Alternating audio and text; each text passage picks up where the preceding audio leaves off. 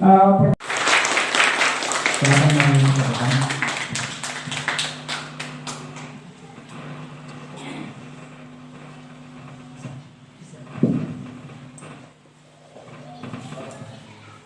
pagi semuanya. Perkenalkan, nama saya Lili Supriyono. Saya berasal dari Susukan, Kabupaten Semarang. Terus sebelum saya cerita, saya itu gini. Sejak dulu saya lahir udah seperti ini. Tapi istilahnya saya dari orang tua didikannya, karena saya 4 bersaudara dan yang beda saya sendiri, saya tidak pernah dibedakan. Istilahnya dalam hal apapun itu nggak pernah dibedakan dalam hal pendidikan. Semisal saya mau aktivitas apapun, ya harus seperti orang normal, seperti orang yang lainnya. Ketika mau ambil makan, ya saya ambil makan sendiri. Ketika mau nyuci, ya saya disuruh nyuci sendiri. Jadi aktivitas apapun saya harus sendiri. Karena orang tua selalu berpesan, hidup itu nanti kamu harus bisa mandiri. Karena apa? Kalau kamu bergantung pada orang lain dan orang lain meninggalkanmu, nanti kamu baru tahu. Kalau kamu gak bisa apa-apa, otomatis nanti kamu yang kesusahan sendiri. Maka mulai sekarang kamu harus bisa mandiri. Ingat, perjalanan hidupmu masih panjang. Seperti itu. Jadi senantiasa dinasihati setiap kali mandi. Seperti itu. Mau tidur juga, tapi yang sering mandi. Jadi tiap mandi itu selalu ditamisi oleh orang tua. Jadi orang tua itu apa ya? Karena kan waktu kecil otomatis wajar kan, anak kecil selalu menanyakan, itu siapa toh kok nggak punya tangan? Seperti itu. Padangannya pasti seperti itu. Dan saya ya waktu masih kelas 1 SD, ya otomatis namanya juga seperti itu kan. Ya kalau nangisnya aja, cuma gini, nanti kalau pulang awas gitu. Bener, itu saja. Karena memang mentalnya udah dididik orang tua sih gitu. Jadi ketika saya pulang dari sekolah, nanti saya temui. Apa maksudnya tadi kok ngatain saya seperti itu? Seperti itu saya pasti bilang. Itu adalah salah satu kenakalan saya ketika SD. Setelah ketika kelas 2 SD, saya mulai memahami. Oh, jadi seperti ini toh. Wajar kalau mereka itu menilai saya yang apa? Yang beda. Jadi saya selalu menjadi perhatian karena memang saya beda. Maka ketika seperti itu saya mulai menyadari. Jadi ketika ada yang istilahnya mengatakan tentang fisik saya mulai nggak menghiraukan. Dalam hati saya mengabaikan hal seperti itu dan saya akan jadikan acuan. Saya akan membuktikan kepada kalian semua bahwa saya jauh lebih bisa dari kalian. Saya seperti itu. Dan alhamdulillahnya setelah sekian lama saya seperti itu, terus memang kalau keadaan secara ekonomi dari keluarga saya itu bisa dikatakan minus. Dalam arti banyak hutang. Sehingga menimbulkan doktrin ke orang tua saya itu ketika nanti saya besar, saya nggak mungkin bisa melanjutkan sekolah. Itu ketika saya udah kelas 3 SD. Jadi sudut pandang saya itu udah mulai berbeda.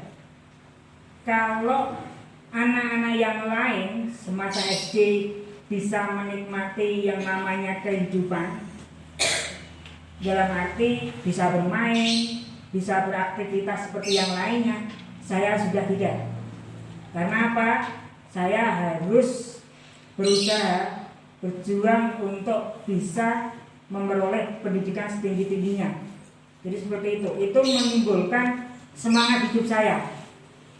Kenapa orang tua saya mengatakan seperti itu? Karena memang saat itu orang tua terlilit hutang. Sehingga acuan saya harus sukses. Saya harus bisa bangkit agar bisa menuntaskan hutang orang tua saya. Dan saya tetap harus bisa berkontribusi. Maka dengan seperti itu, lambat laun saya alhamdulillah memang ketika SD senantiasa juara 1, terus mendapatkan bantuan dari sekolah juga, sehingga ketika saya masuk SMP saya bisa gratis. Terus langsung itu masih dilanjutkan ketika SMP itulah. Kalau dulu SD saya itu nggak boleh bermain catur karena orang tua menganggap lingkungan saya itu masih dalam arti orang suka judi. Jadi takutnya nanti kalau main catur jadi penjudi. Seperti itu, memang iya. Karena kalau dulu catur itu dibuat taruhan di desa saya. Jadi orang tua nggak seneng ketika saya main catur selalu dilempar. Selalu dilempar terus, itu ketika SD. Padahal saya sudah senang, sehingga bakat ketika itu belum bisa berkembang secara maksimal. Hanya ketika saya SMP, tepatnya kelas 2, karena saat itu saya mengikuti dua perlombaan sekaligus, akademik dan non akademik. Jadi saat itu saya suka sains sama matematik, sehingga saya juga lomba itu. Di samping itu saya juga mengikuti catur, tapi caturnya secara diam-diam. Jadi orang tua nggak tahu. Karena takutnya apa? Kalau orang tua tahu nggak boleh. Nah, tepat setelah itu sama-sama masuk ke kabupaten. Jadi yang matematik ke kabupaten, terus yang catur juga ke kabupaten, sehingga jadwalnya bertuburan. Nah, disinilah saya yang kebingungan. Saya mulai yang namanya ya gimana ya, dilematis. Sebenarnya curahnya apa? Ada surat pernyataan. Jadi surat itu tidak saya tulis, orang tua yang penting tanda tangan, hanya seperti itu. Nah setelah itu, karena saya berpikir kalau saya hanya nanti di matematis dan sebagainya, karena keterbatasan ekonomi, saya nggak les dan sebagainya, saya kurang pede. Dalam arti nanti nggak mungkin bisa sampai ke nasional seperti itu. Barulah saya ambil keputusan untuk ambil catur. Setelah itu baru mulai dalam arti menoreh di catur itu sampai tingkat nasional, sehingga orang tua mulai itu baru mengizinkan dan memberikan kepercayaan. Ternyata anakku tidak menggunakannya untuk judi seperti itu. Setelah itu lanjut saya ke SMA, barulah di situ saya mulai aktivitas yang namanya membuka perpustakaan kecil. Karena apa? Saya nggak pernah lepas dari yang namanya buku. Karena bagi saya buku itu jendela ilmu, seperti itu. Sehingga saya selalu membuka perpustakaan yang sangat kecil. Dulunya hanya 10 buku, terus dan itu saya pinjamkan ke teman-teman. Dalam arti kan satu teman itu kan banyak, kalau yang perempuan sukanya baca novel. Jadi saya memanfaatkan seperti itu. Ketika itu kan mereka menyewa selama seminggu itu 2.000 seperti itu. Nah dari uang sewa itu nanti saya belikan buku-buku, semisal saya ada perbandingan. Karena saya sukanya ilmiahnya 1, novelnya 3 seperti itu. Sehingga nanti biar apa, yang novel bisa dipinjamkan, yang ilmiah saya baca sendiri seperti itu. Kecuali mau yang baca ilmiah. Nah sembari seperti itu saya lanjut lagi untuk mengembangkan yang namanya IT, karena memang saya senang main komputer. Sehingga ketika itu saya mulai membuat yang namanya CPU. Nah, karena apa, zaman dulu kan laptop belum terkenal, tapi masih komputer. Nah, komputer itu saya yang mengembangkan.